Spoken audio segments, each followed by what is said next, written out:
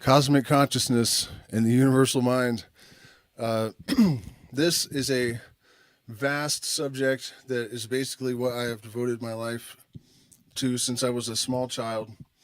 And in this stream, I'm going to do my best to offer insight and advice and talk about the experience of creating this dialogue with the universe and how I've experienced that, and offer some advice for navigating it. But it's going to be a quick stream, and I don't even know if I'm going to make it through it. I'm actually in tremendous pain at the moment because I took a little bit of Ambil, which is a mapacho tobacco concentrate that you put on the gums, and then you put mambe, which is a toasted coca with plant salts.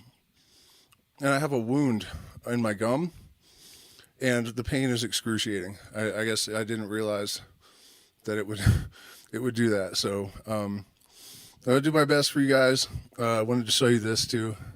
Check it out. It's amazingly beautiful. This is black ayahuasca.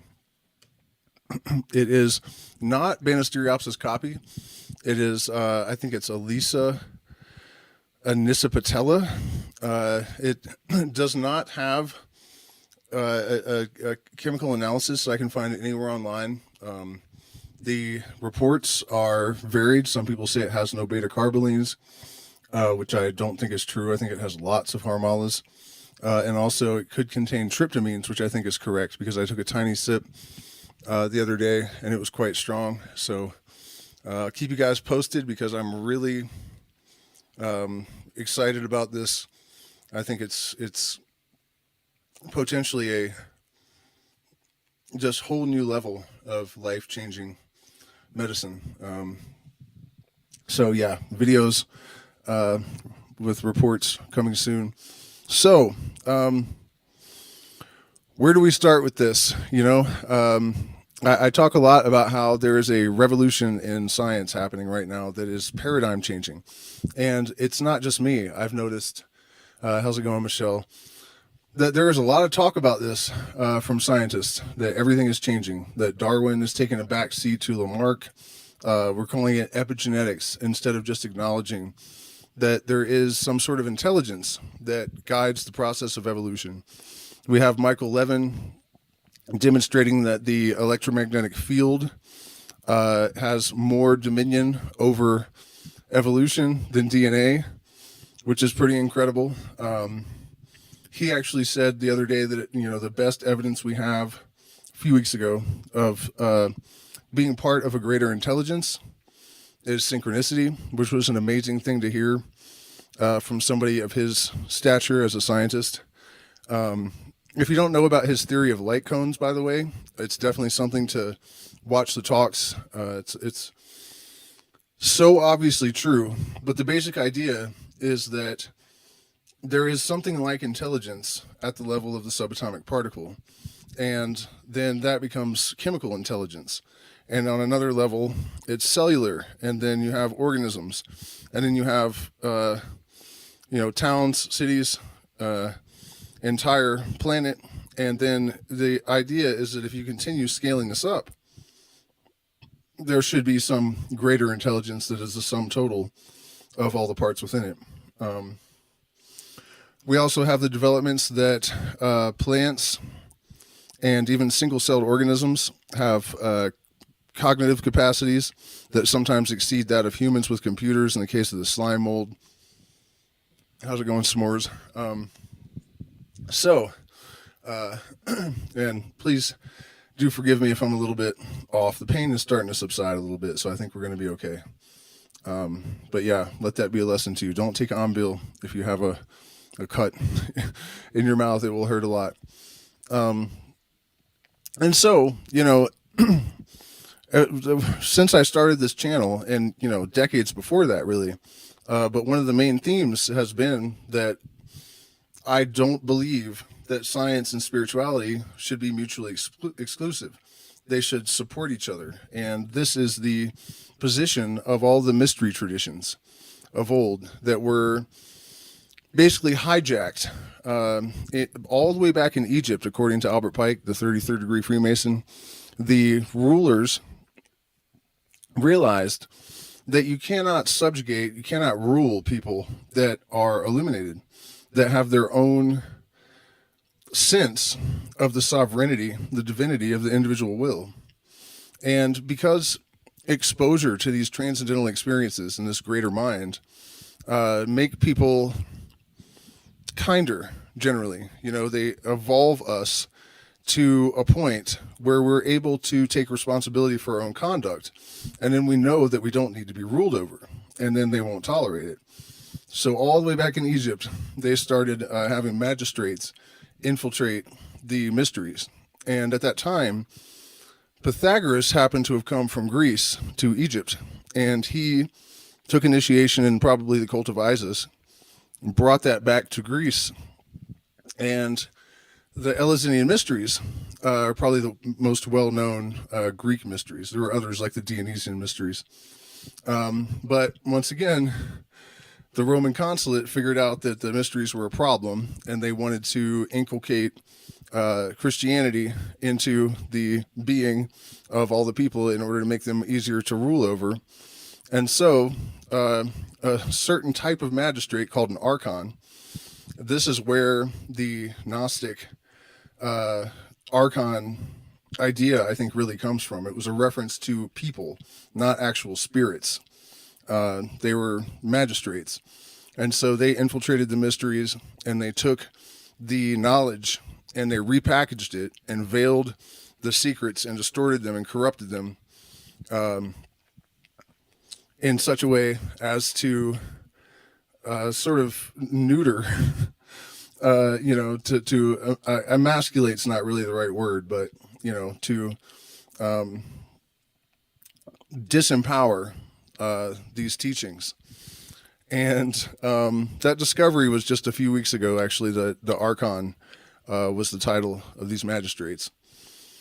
And so a couple of things happened because of that. One of those things is that religion supplanted spirituality, right?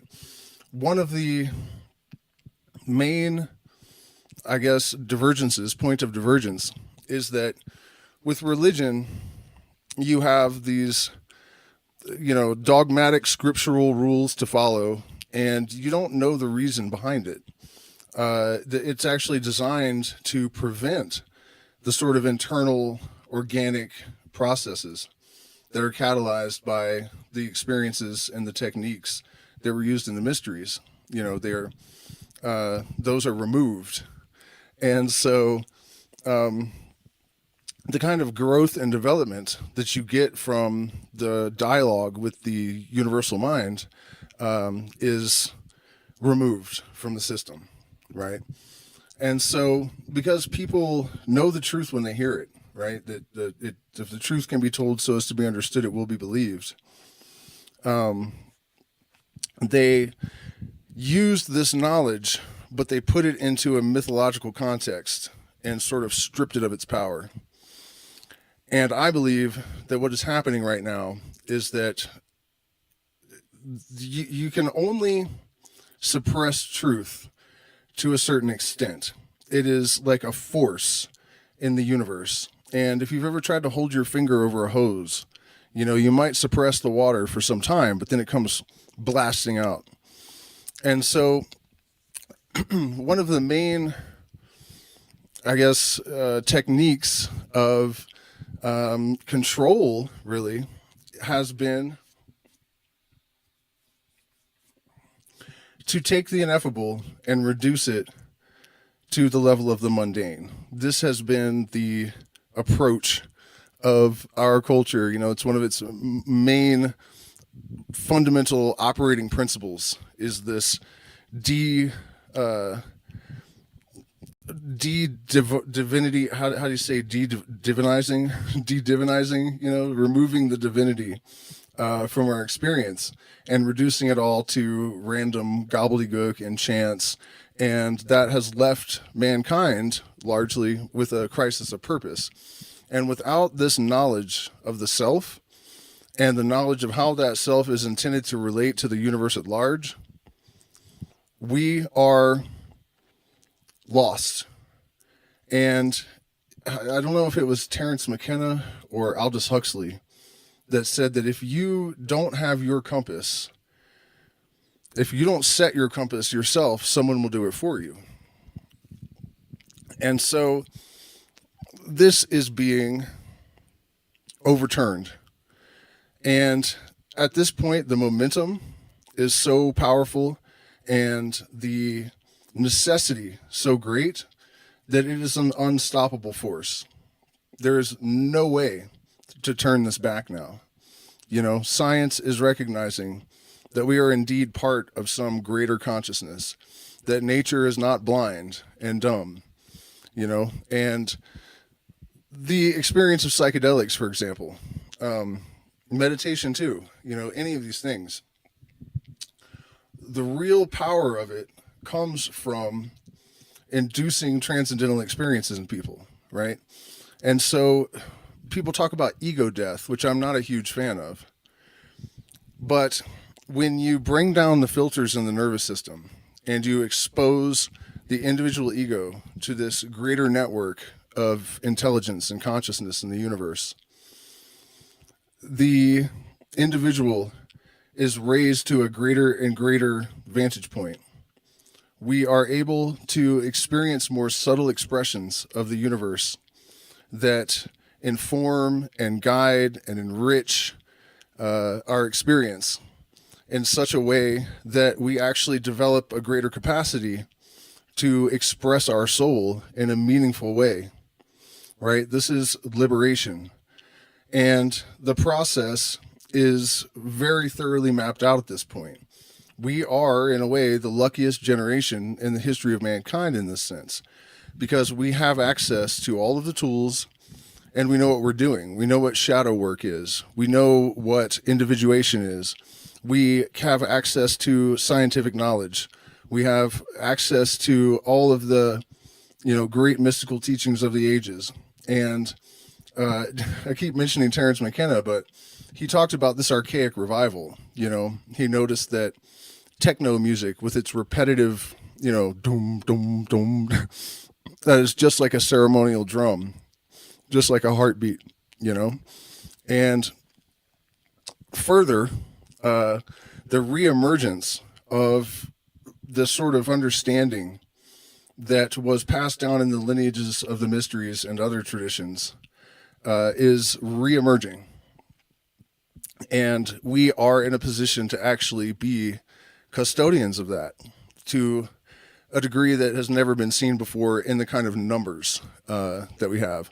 But back to the archaic revival thing, I started to diverge a little bit too much there. I've been in the Sacred Valley in Peru for a while, and I've been digging around in the old Incan ruins and talking to Quechua people. And what I'm discovering is that this knowledge that first was sort of not formulated, but, you know, emerged in a methodical system, you know, in a almost a tangible form, is actually present in all of these ancient cultures to a degree that is highly specific. You know, the idea that the true scripture is writ large upon the land for those who have eyes to see it is absolutely substantiated. What I was saying about the Inca, the things that I've discovered recently, as above, so below, they had this concept, just like the mystery traditions in Babylonia, Syria, Greece, the Hermetic tradition, all of that. As above, so below was a thing. They totally understood that. The focus on duality. There was something even more specific that I discovered the other day. Oh, the all is in the all, right? There's this medicine song here. Todo cura, todo sana, todo tiene medicina dentro. Everything cures, everything heals, everything has medicine inside. But they also say, todo tiene fuego dentro, todo tiene agua dentro, todo tiene aire dentro, todo tiene tierra dentro, llevo universo dentro, todo tiene universo dentro. So everything has fire inside, everything has water inside, everything has air inside, everything has earth inside, everything is carrying a universe inside. The all is in the all. It's the same exact knowledge. And then we also have this ubiquitous recognition of gold being a crystallized piece of consciousness to the alchemists, to the Incas, to the Aztecs, to the Egyptians, Babylonians, Syrians. They all knew this. They all knew that our light, our consciousness comes from light. And now we have people like Penrose and Hameroff that have actually done, experiments that show that microtubules in the brain are slurping up light. So there's this tremendous confirmation that Albert Pike in 1851 in Morals and Dogma, in case you're not aware of who he is, he was a 33rd degree Mason, the sovereign commander of the southern jurisdiction of the United States just after the Civil War. In his book, he says that man had the truth and found error. And this research and experience that I've been doing all these years has just increasingly confirmed that this, at one point, mankind had this knowledge ubiquitously. We did understand why we were here, how it works, where we came from. There's overwhelming evidence even that the Incans understood the electromagnetic field and its role in consciousness. And in ceremony, they would use meteorites that had been rolled into balls. And I first learned this at the Temple of the Sun. The shaman told me they use it to concentrate the energy of Inti. Well, the meteorites concentrate the electromagnetic field. Some types of meteorites generate their own electromagnetic fields or distort them in interesting ways. So, yeah, it's a quite remarkable thing to see that, despite the fact that people point out that the myths are different, that the allegories are different, but it's not the same kind of difference that we have in our modern religions that people fight over details.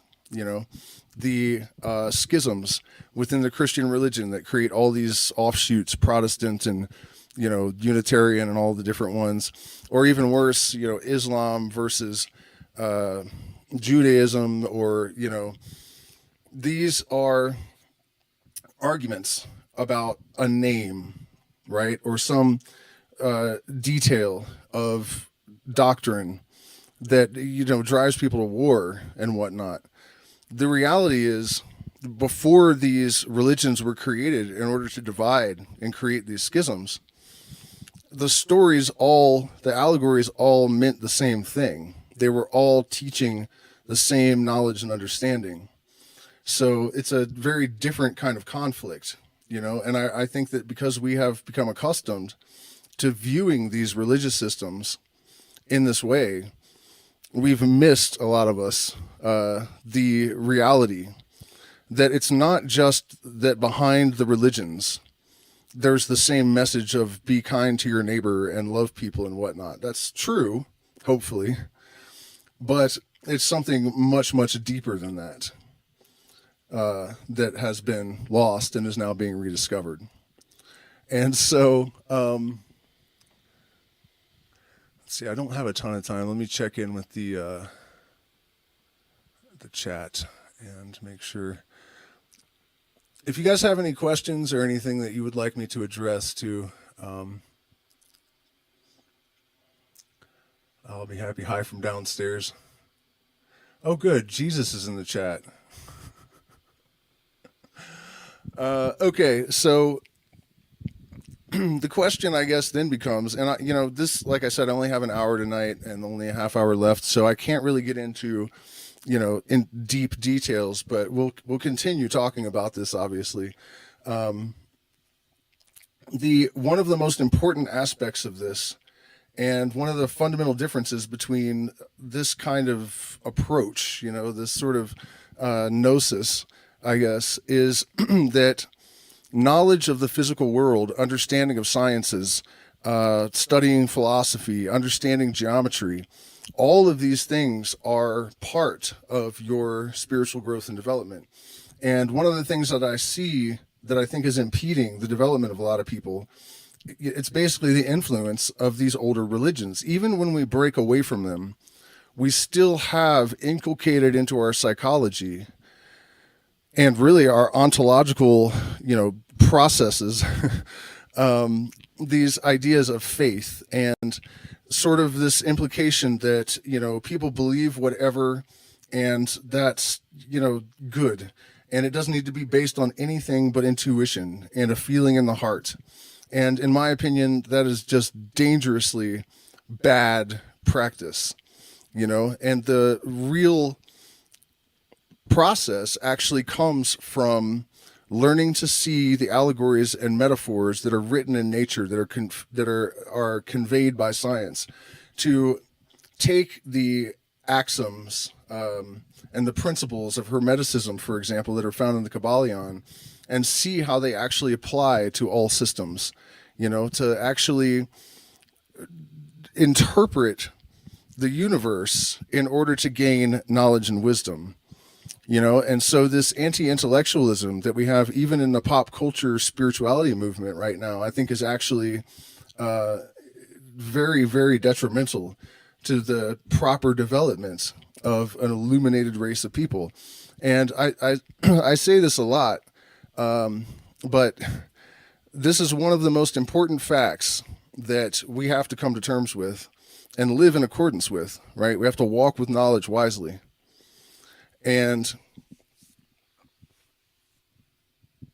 sorry, this pain in my jaw just totally came back and derailed my train of thought. Okay, so, right now, for example, in the United States, we have almost a civil war between the left and the right. It might actually get to that point. I wouldn't be surprised. And one of the wedge issues, I guess, is which political system actually makes sense.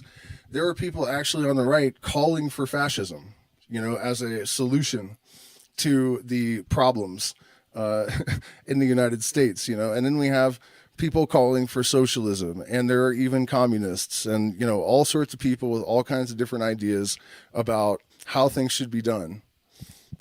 The simple reality is this: there is no ism-schism game that is going to change anything until the consciousness of the people on the planet has changed. And this is a different approach to change that I'm describing here. We're not talking about force-feeding dogmas and beliefs into people's minds and then expecting them to act in accordance with this. That's not possible. That doesn't work. We've seen the consequences and the effects of that. We've seen the efficacy of that approach, for 2,000 years, and obviously it's not good and it doesn't work, right? So there was, I don't know if I'm saying this correctly. I think it's a French title, the Comte or Comte, C-O-M-T-E, de Phoenix. I believe he lived in the late 1700s or something.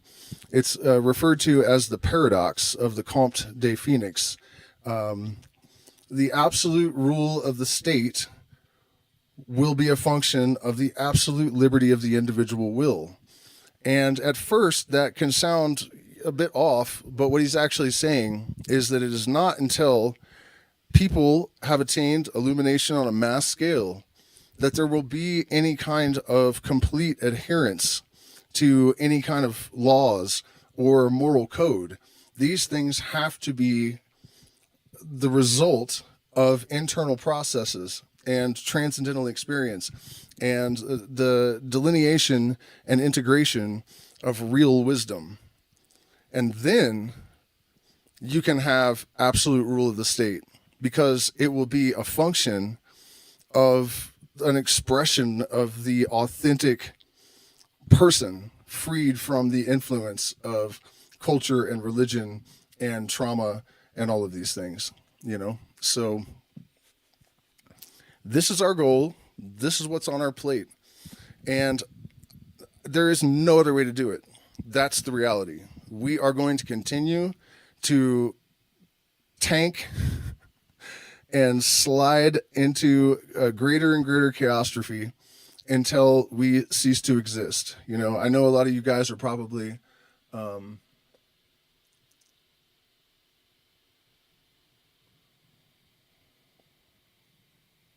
Tool fans, and there's a great song, the only song that I think is really good on Fear Inoculum that talks about this, called Descending. And, he's saying, stay our swan song and epilogue, stay our grand finale, the reading of our swan song and epilogue. And basically, if we do not, he's calling all to arms and order. We must all fully formulate our will to attain the highest expression possible of ourselves and employ all of these tools simultaneously in order to lift ourselves up. And this is one of the places where spirituality and science are suddenly really coming together, right? We can draw certainty because in this system, there's no faith. You don't want faith in anything. You want certainty, not faith. And so, for example, we know from the law of entrainment that anything that cycles draws like cycles up with it. The lower cycle entrains with the higher, right? So one person lifts themselves up. The entire electromagnetic field connects all of the minds. The whole, the collective, has no choice but to rise in response to any individual lifting themselves up, even without direct contact or influence, in my opinion. So that, for me, is a tremendous source of hope, that we know, as any good magician knows, that we have the ability to affect and influence the universe invisibly, like a magician. And another thing that gives us hope and confidence and faith in all of this is that entrainment pulls upwards. So those that are trying to pull down cannot have any effect on the ones that are rising up. It's just a scientific impossibility. This is why the old magicians were so confident that they could constrain a demon to their will, because what they were really saying when they said, God constrains you, the laws of God, they were really saying entrainment, compels you to God's will, to the higher cycle. And it's absolutely true and factual. Another mind-blowing development that really might be the most important thing that science will ever discover.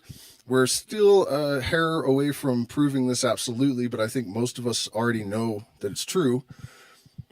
They recently observed biphoton pairs that are entangled, and somehow there's evidence that consciousness arises from this entanglement. So that implies that our minds are entangled with particles that could be anywhere in the universe. So all of our internal processes are fundamentally connected to all of the other people, plants, animals. We are in a net of being. And so every thought that we have, every movement that we make, every breath that we take has some subtle influence on the entire universe, and certainly on the collective consciousness of mankind. Right? And so, knowing this, we should not be discouraged. We should not allow dissonance patterns to enter into our being and create an interference. We can focus even entirely on our own developments and our own processes, knowing that it's not selfish and that it benefits the totality of creation to do this for ourselves. Let me check the time because we're having ceremony in a bit. The power of Christ compels me. Yeah.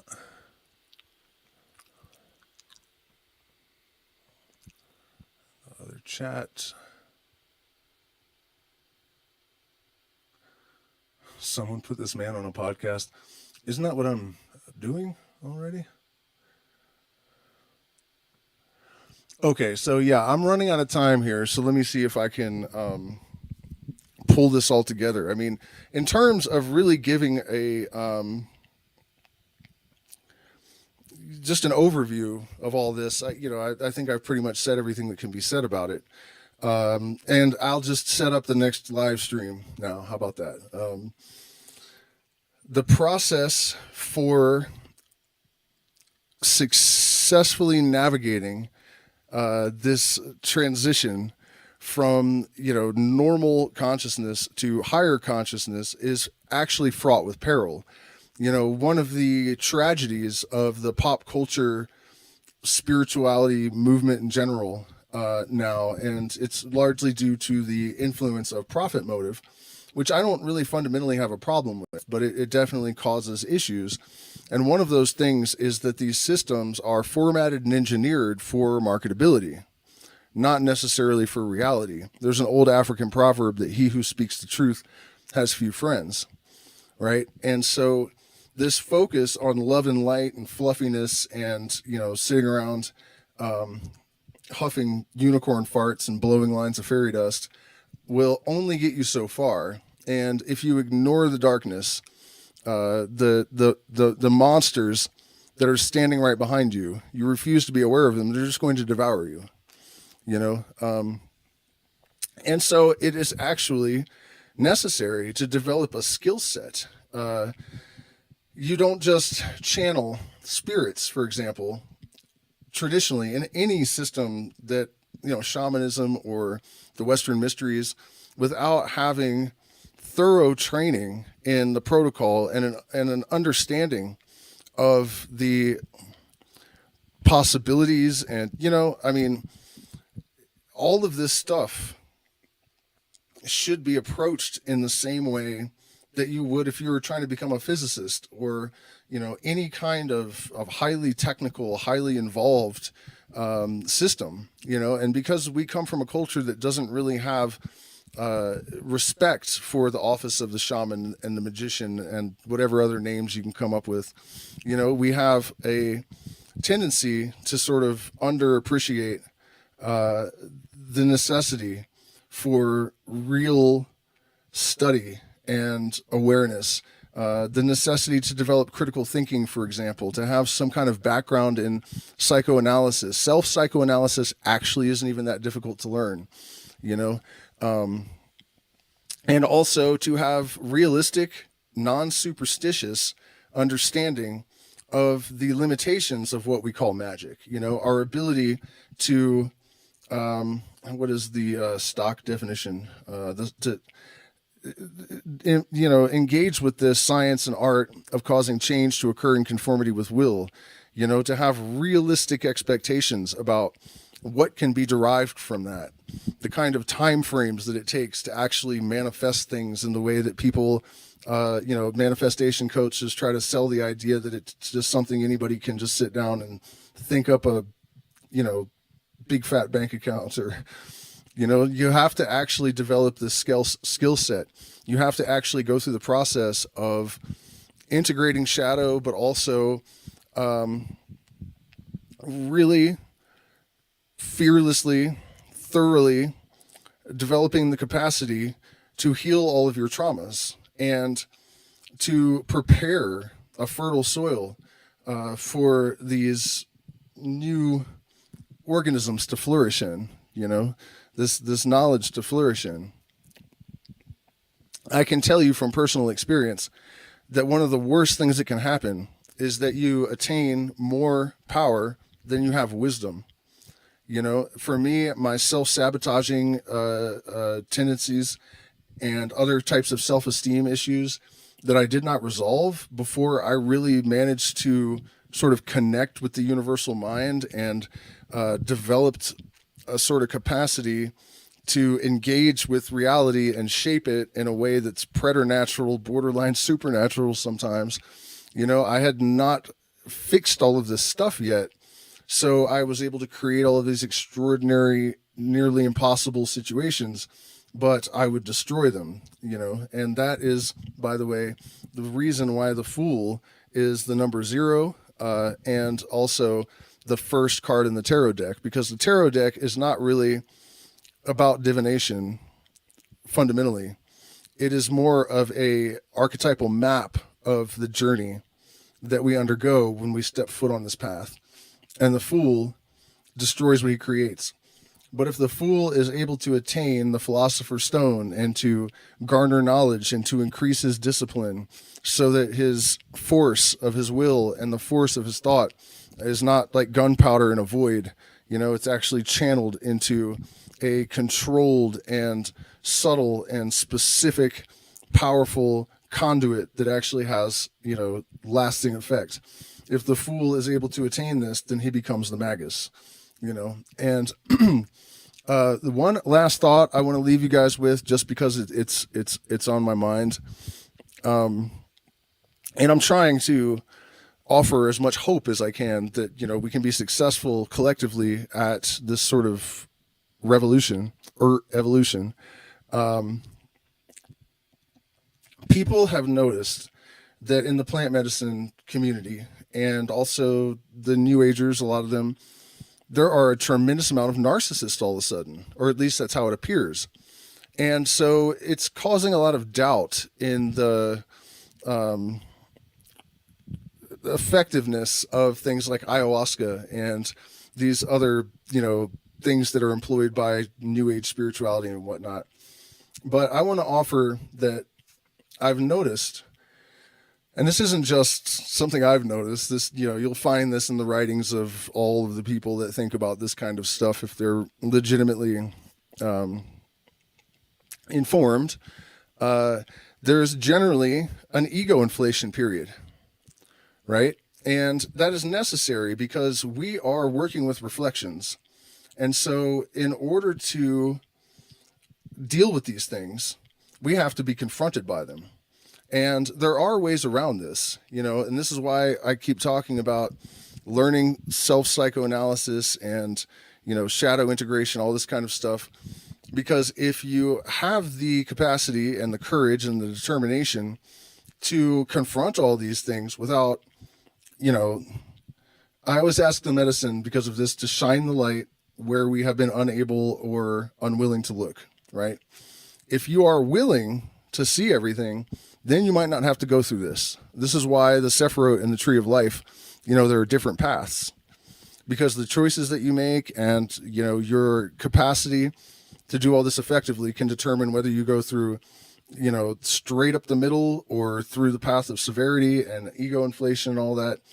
You know what I mean? But what I'm getting at here is I think this explosion of apparent narcissism, because this movement or this development kind of took off for people around the same time, we could see the process expressing in the collective.